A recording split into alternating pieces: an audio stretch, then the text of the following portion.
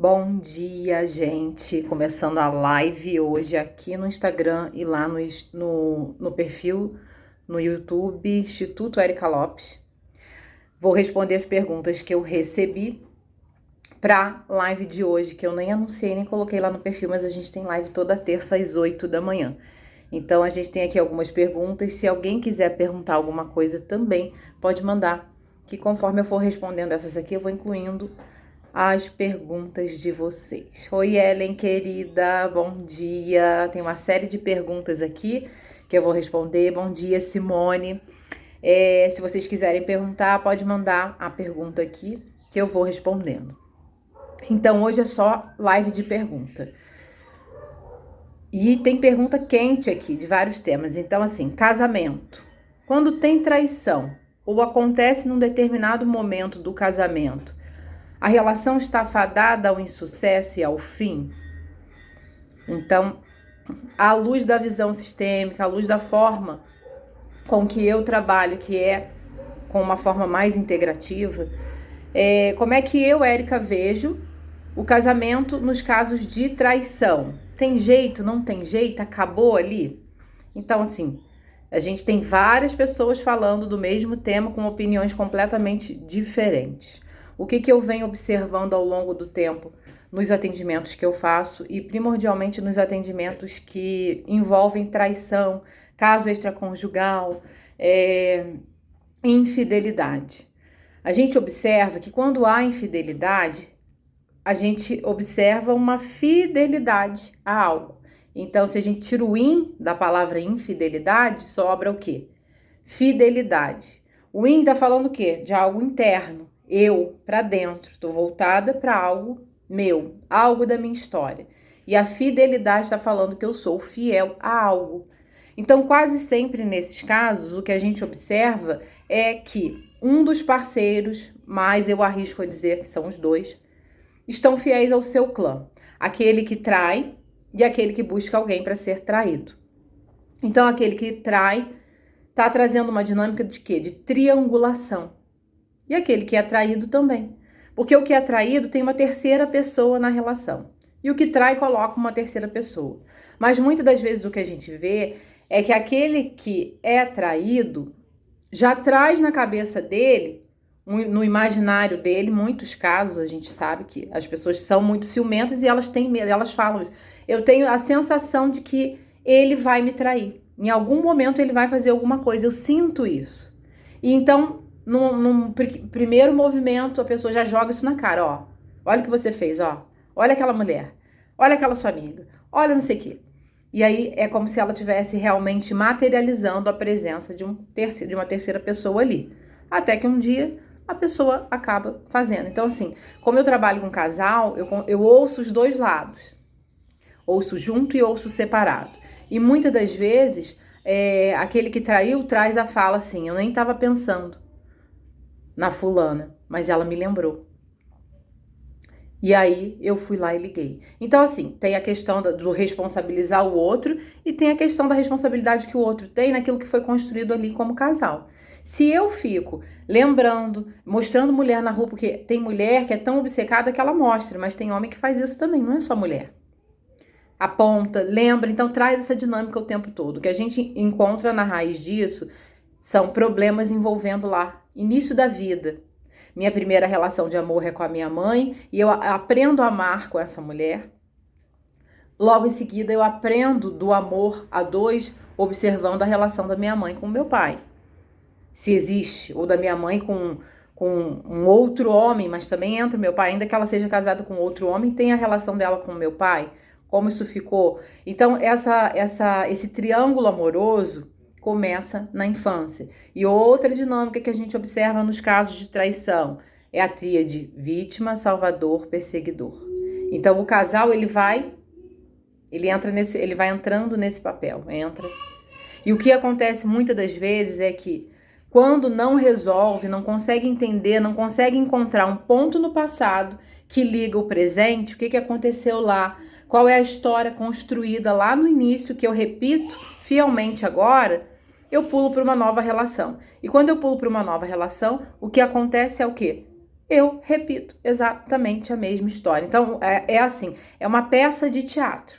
O que é um script? Eu falo muito nas minhas aulas sobre o script de vida. O script de vida é um roteiro inconsciente que tem informações muito negativas, que são todas aquelas situações mal resolvidas, os sofrimentos que não foram falados e que foram jogados para debaixo do tapete.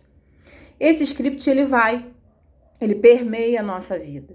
Se eu tomo consciência dele, ele se transforma em força. Eu consigo entender qual é a minha dinâmica familiar e eu consigo mudar.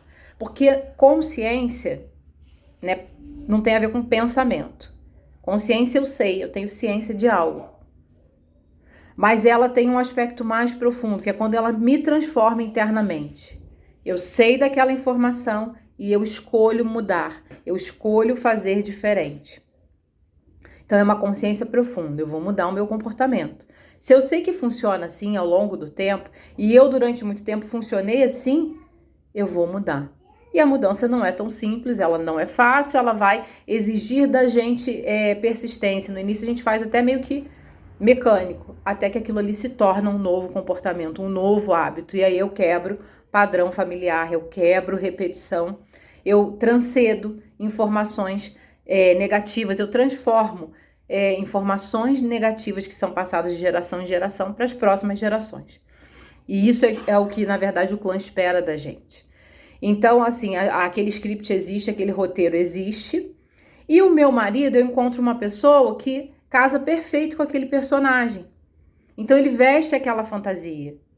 Ele é um ator na minha peça e eu sou uma atriz na peça dele. Num determinado momento, coisas acontecem e vamos mudar os atores. A peça continua exatamente a mesma, só muda os atores. Então, eu não resolvi essa situação de traição que vai passando de geração em geração na minha família. Ora na minha família eu que traio, ora na família é o outro que trai. Mas a gente separa. Traiu, separa, a melhor coisa que tem a fazer é o que sobra. Eu vou e separo. A tendência é o quê?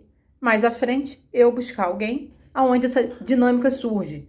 Se não surge na minha vida, pode surgir na dos meus descendentes. Por quê? Porque isso não foi falado, não foi resolvido.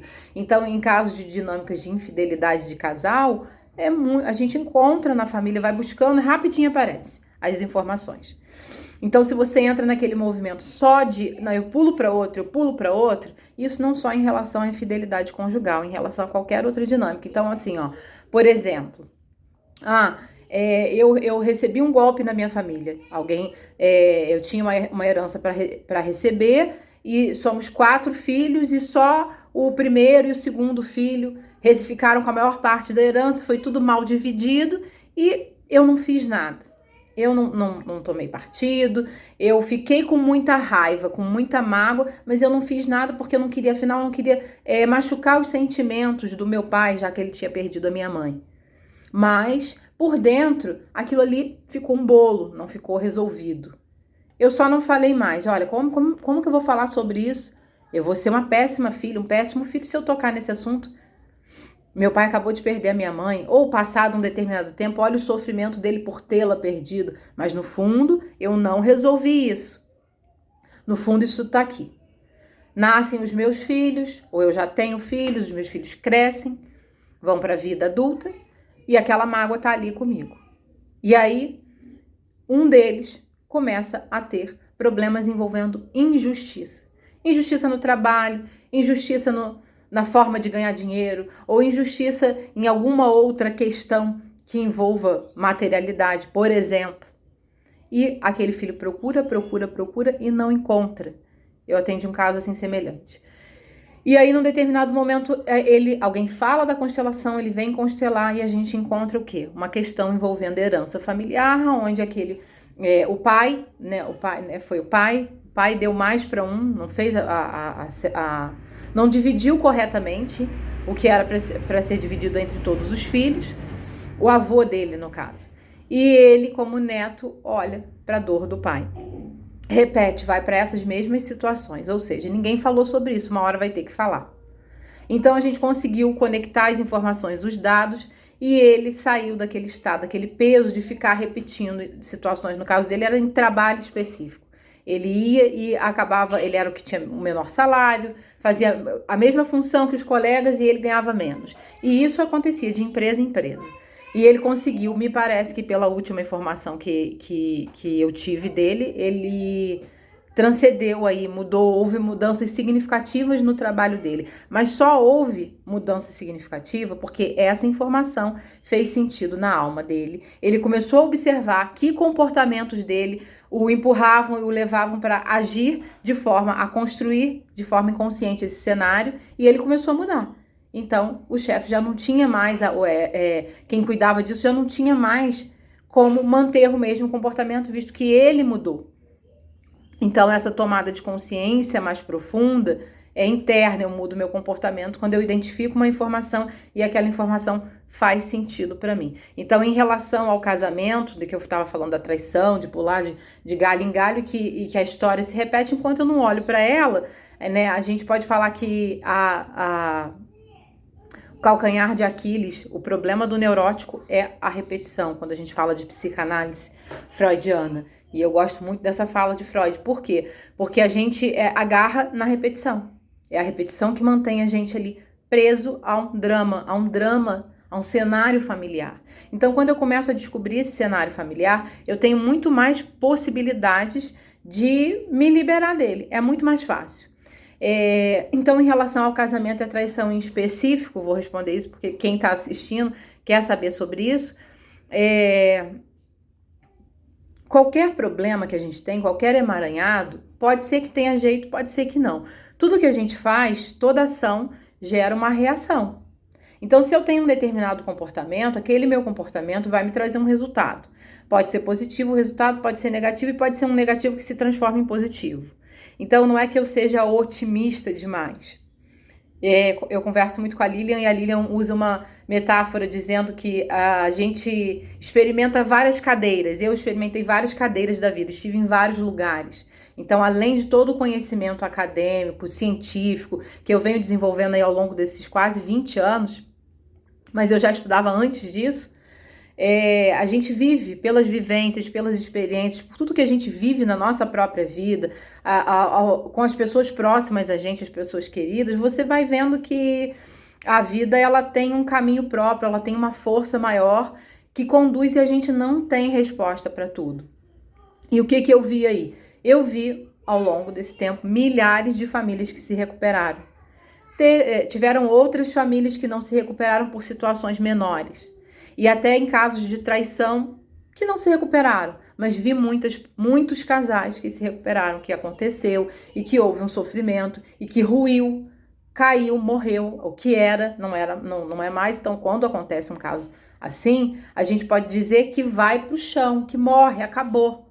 Aquela relação que era já não pode mais ser a mesma. Então, como eu vou confiar de novo? Como eu vou ter confiança naquela pessoa que me traiu com o meu amigo ou com um primo? Então, a gente pega casos assim que é intrafamiliar. E aí, quando você observa, começa a fazer um estudo transgeracional, você encontra o quê? Que há uma repetição ali. Então, quando há traição, há também uma dor muito profunda. As estruturas da relação vão por terra, mas já estavam debilitadas. A ponta do iceberg foi o caso lá da mulher sair com outro homem ou do homem sair com outra mulher. Mas toda a estrutura já estava, como se diz, infiltrada, já tinha muita infiltração ali. Então, morre uma relação para que outra nasça ou não. Nasça mais íntegra, nasça mais verdadeira. Então, existe essa possibilidade de reconstruir do zero. Pode ser que o casal consiga reconstruir do zero, agora de forma mais verdadeira. Então, as máscaras caíram. Então, a máscara é a proteção que eu tenho, a fantasia que eu uso para me proteger e para eu me apresentar para o mundo. A minha máscara esconde a minha sombra. Então, a minha sombra está ali protegida pela minha máscara social. E a minha sombra faz proteção para o meu interior, para quem eu sou, para o meu self, para o meu mais profundo. Quando acontece uma situação dessa, a máscara cai. Cai dentro da família e cai socialmente porque acaba vazando, a gente sabe disso. E aí eu tenho oportunidade de, através dessa exposição, da minha ferida vir à tona, da minha sombra aparecer, eu me reconectar com a minha história, eu reconhecer qual é o meu papel, qual é o meu lugar, como tudo isso se construiu. E aí o casal pode fazer isso junto, ou pode desistir. Não, não vou embora, enfim, não tem mais jeito.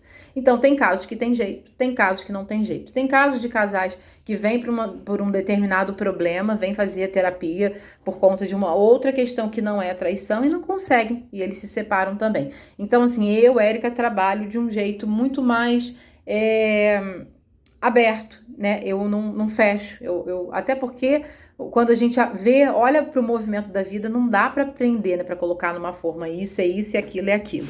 Não é assim que funciona. Então, pode ser que tenha jeito sim, pode ser que não tenha jeito não.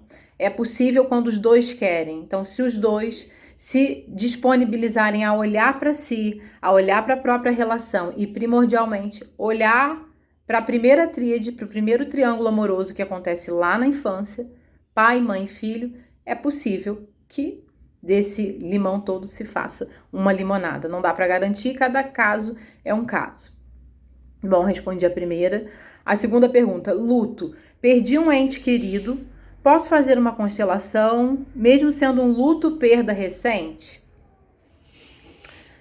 Olha, ela pergunta no sentido de ser contraindicado, da constelação prejudicar de alguma maneira. Não prejudica. Por quê? Porque o que é essencial vem à tona. Se a gente confia no campo, se a gente confia naquilo que a gente faz, a gente sabe que o que é essencial surge. E como eu vou trabalhar com a pessoa dentro daquilo que vem, usando o meu bom senso, né? O que aquela pessoa dá conta de olhar.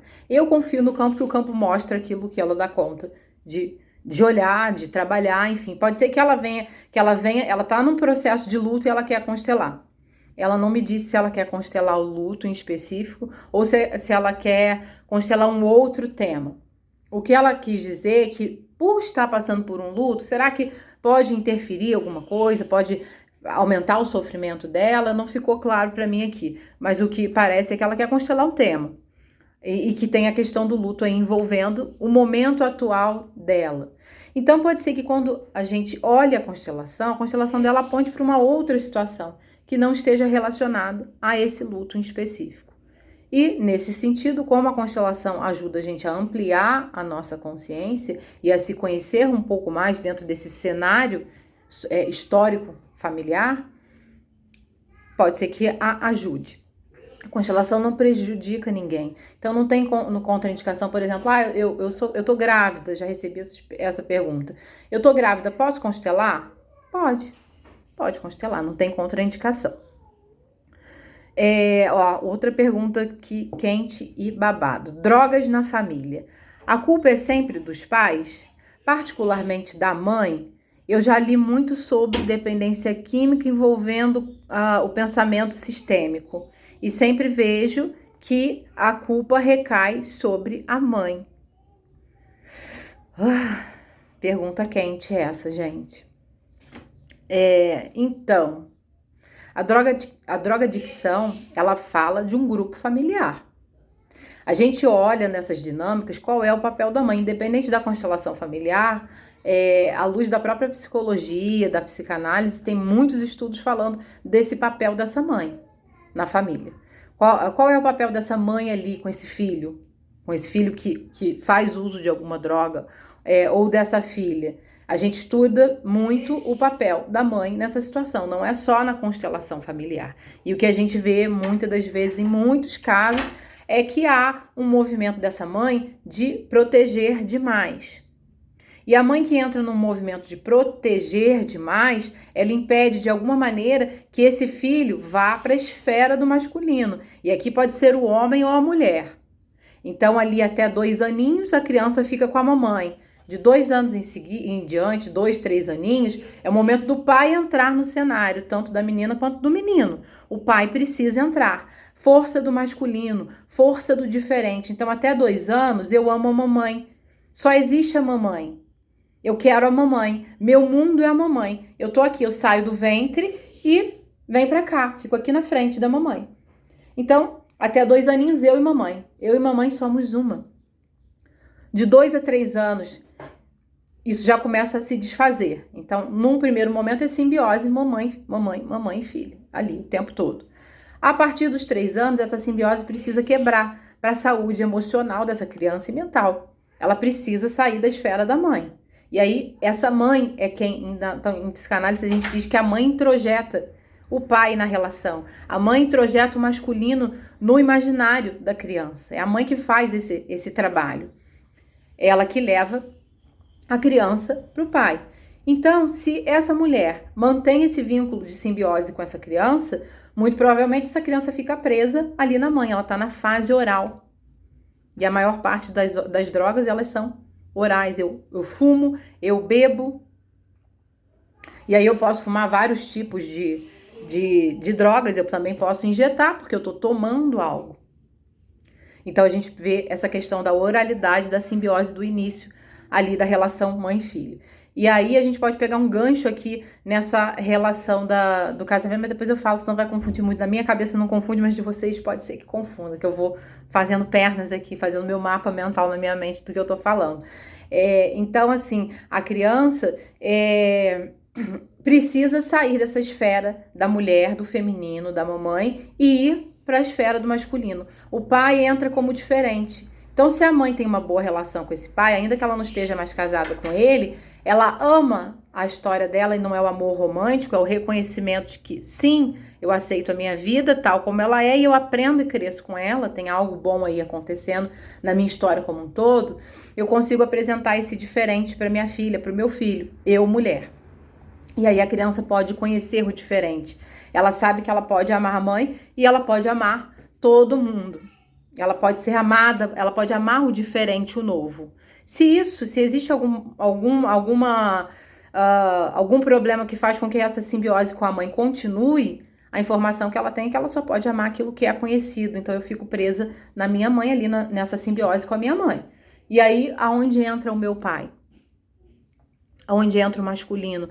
Aonde entra a força que leva para a vida?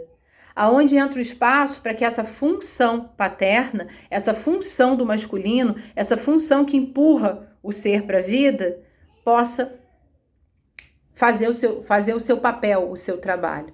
Não entra. E aí, muitas das vezes, a gente vê o quê? O que isso já está clarificando para a gente?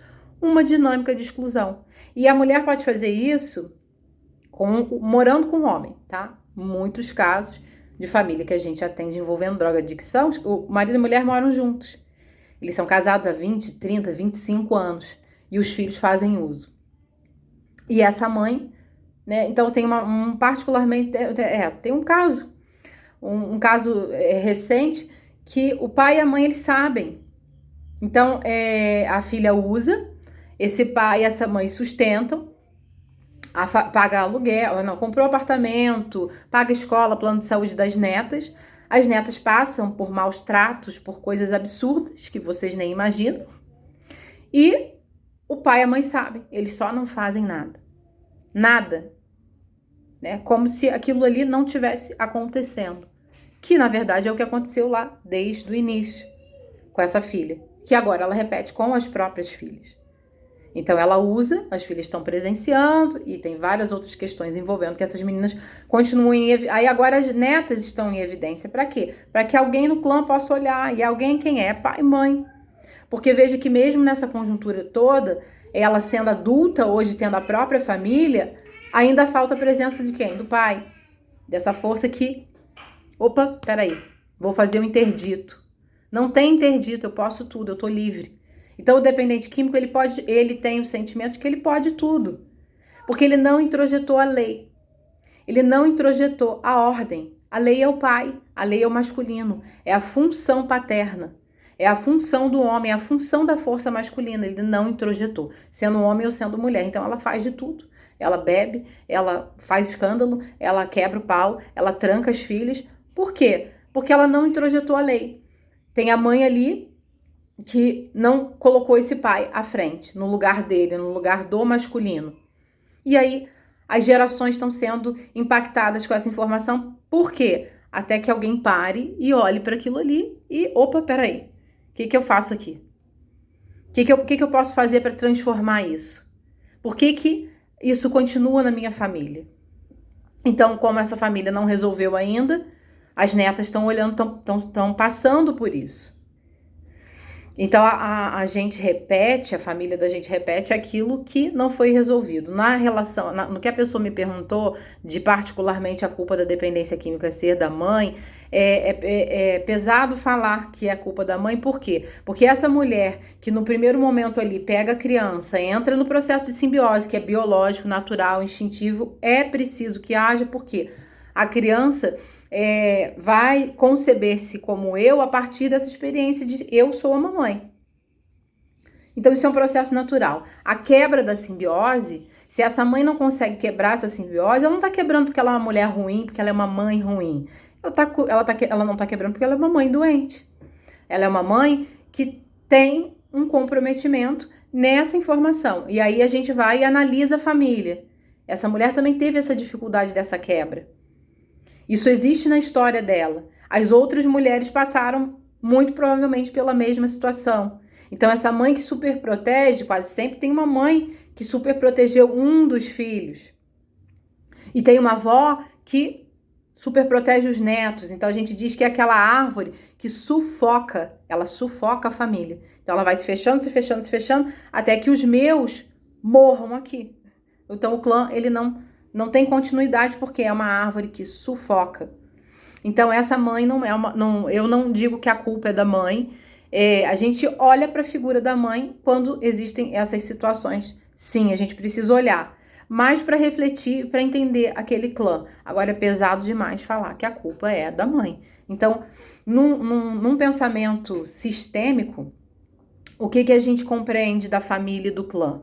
A gente compreende que é um grupo de pessoas e que existe uma informação ali, um banco de dados do inconsciente familiar atuando.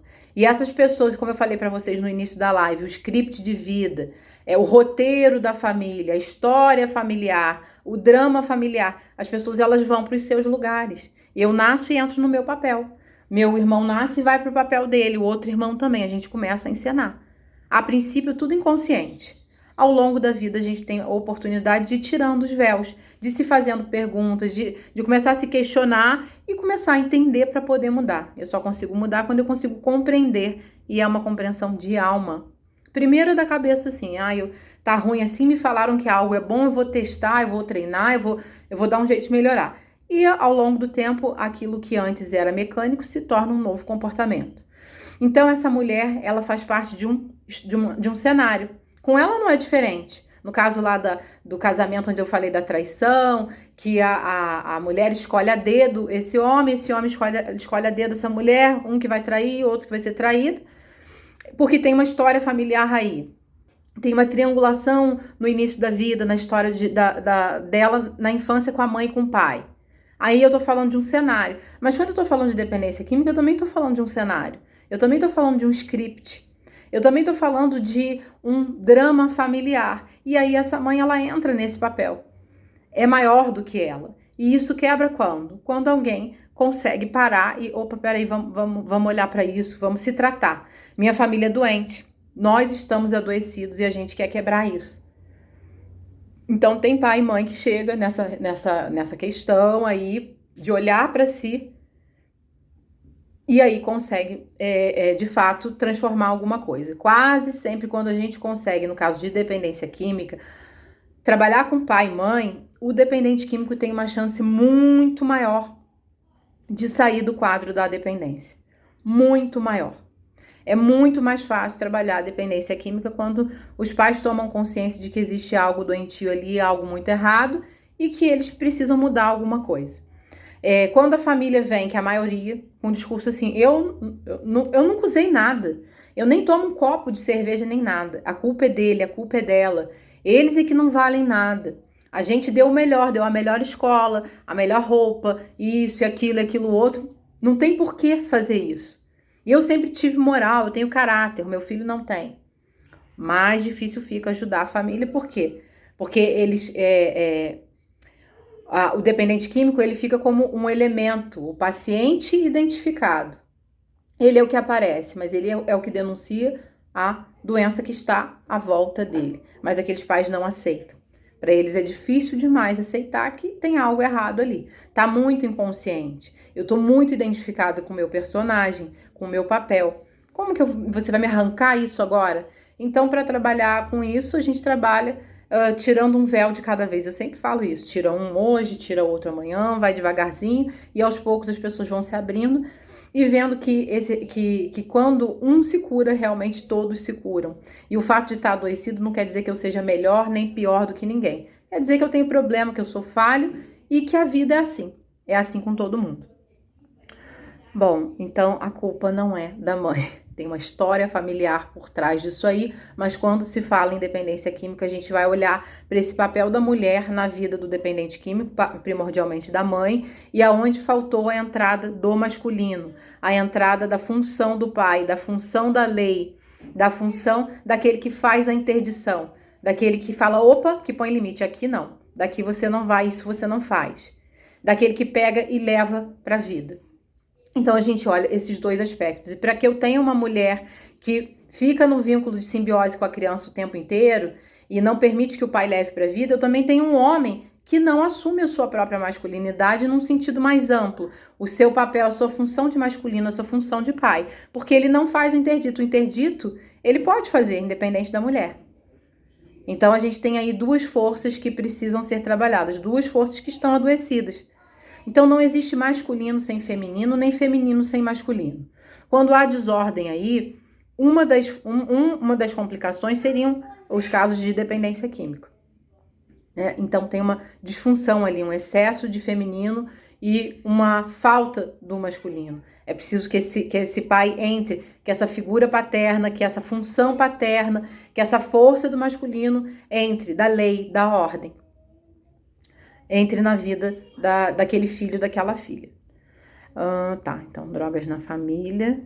Tá. Eu preciso ficar grudado na minha família de origem para não me emaranhar? Essa pergunta é legal porque ela me lembra de uma aluna que sempre ela fala assim, família é tudo. Família é tudo. As coisas que você pergunta, família é tudo. Família é tudo se você segue adiante. Se você fica agarrado ali, você está emaranhado. Família é tudo aquilo que te empurra para a vida. Eu, de fato, tenho família e honro e agradeço a minha família quando eu consigo cortar o cordão umbilical e ir para a vida. Se eu tenho dificuldade de cortar o cordão umbilical, eu não tomei família. Se eu eu tenho lá, já sou mais velha, já fiz 18 anos, já tenho muito mais, vários 18 anos e estou grudada na saia de pai e de mãe, eu não fui para a vida, eu não tomei pai e mãe. Eu não honrei pai e mãe. Porque eu tô ali, eu não confio de que se eu for, o meu amor tá garantido e o meu lugar também. Eu tô conectada ali. Então a gente precisa ir para a vida, né? Não ficar grudado. Se eu tô grudado, essa dinâmica do me manter ali prisioneiro da minha família de origem, do meu clã, demonstra o quê?